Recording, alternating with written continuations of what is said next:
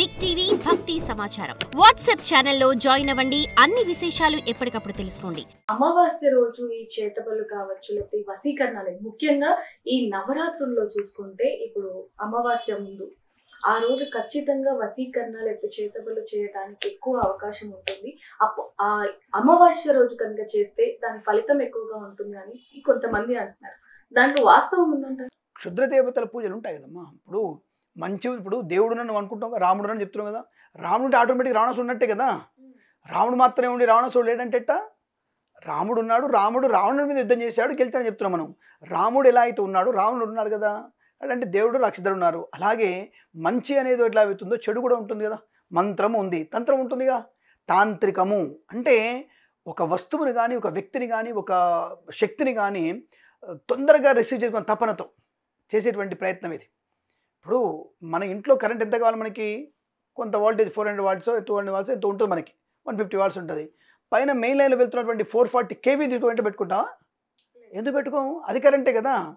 అలాగే శక్తి అనేది వీడు ఒకేసారి లాక్కోవడం ట్రై చేస్తాడు. తాంత్రిక విద్యాడు వాడికి మంత్రము, దీక్ష, యజ్ఞము, యాగము, దేవుడి దయతో పడగలేదు. వాడికి రాక్షసుని పట్టుకుని వెంటనే అయిపోతుంది కదా. ఓం భీమి పట్టు అంటే నాకు అది వచ్చేస్తుంది, నాకు ఎక్కడి నుంచి రావాలంటే వచ్చేయాలి అనేది తాంత్రికమైనటువంటి మూల బీజాక్షరాలు కూడా ఉన్నాయి. అటువంటి బీజాక్షరాలతో తను చేసేటువంటి ఆ పూజతో తను వశీకరణ చేసుకునే అవకాశం ఉంటుంది. అక్కడ కూడా ఉంది. That is called nothing but మీరు హిప్నటిజం అంటున్నారు. డీప్ హిప్నటిజం అంటున్నారు మీరు. అదే డీప్ హిప్నటిజమే తాంత్రికము, మాంత్రికం అని చెప్తున్నాం మేము కూడా. అని లేదని చెప్పడానికి లేదు. కాబట్టి ఖచ్చితంగా మీకు అటువంటిది ఉన్నది, దానివల్ల ప్రభావం ఉంటుంది. అయితే ఇప్పుడు అంత పర్ఫెక్ట్గా చేసేవాళ్ళు ఎవరు లేరు. ఇప్పుడు ఒకప్పుడు చేసేటువంటి ఒక విద్య, అప్పట్లో ఈ తాంత్రికం ఎందుకుంది స్వామి, అసలు ఎందుకు అప్ చేశారంటే చెడ్డవాళ్ళ నాశనం చేయడానికి. ఇప్పుడు చెడ్డవాళ్ళు చాలామంది ఉంటారు, వాడిని అత్యశం కొట్టడానికి అవకాశం లేకపోతే చెడు వ్యక్తులు, ఇప్పుడు సపోజ్ రజాకారు ఉన్నారు, రజాకారుని చంపాలంటే వాడిని నేరుగా పోయి చంపలేక ఇటువంటి తాంత్రిక విద్య చంపేద్దాం అనేటువంటి భావంతో ఉన్న వాళ్ళు ఉన్నారు.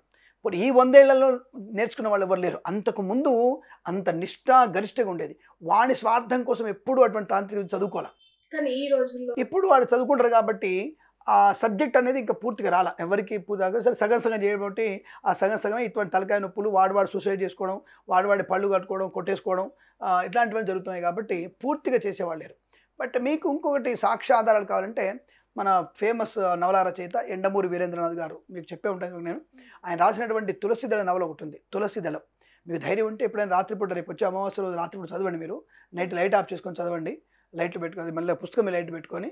మీరు కనుక ధైర్యంగా ఉన్నాను గురుగారు అంటే నేను అప్పుడు మాట్లాడతాను మీతో నేను. సో తులసిదళం పేజ్ నాకు తెలిసి 178 పేజ్ 158 పేజీలో ఉంది.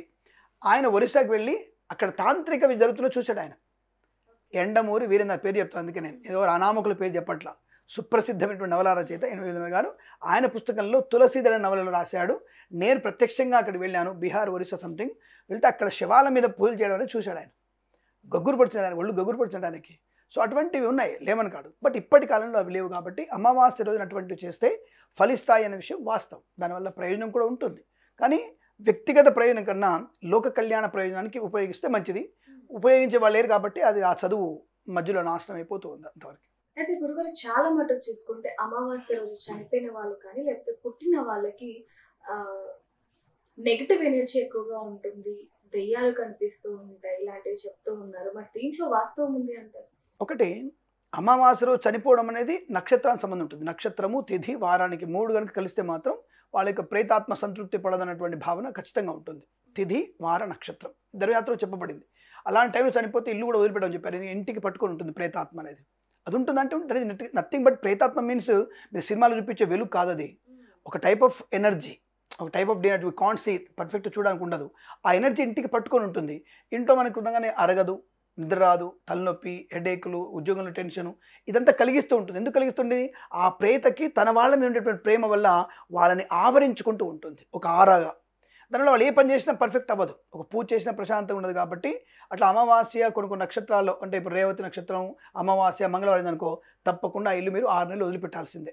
ఇంకా ఆ ప్రేత మందులో ఉంటుంది, ఎంత శాంతి చేసినా అట్లాగే ఉంటుంది. అది తృప్తి ఇవ్వడం వరకు మనం ఇల్లు వదిలిపెట్టిపోవాలి.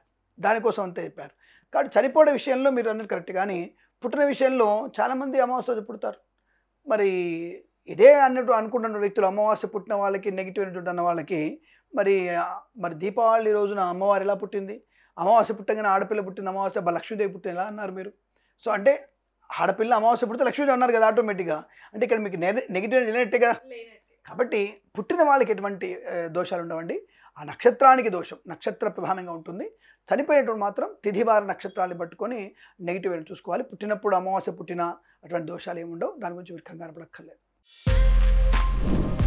For more videos like this, subscribe Big TV channel.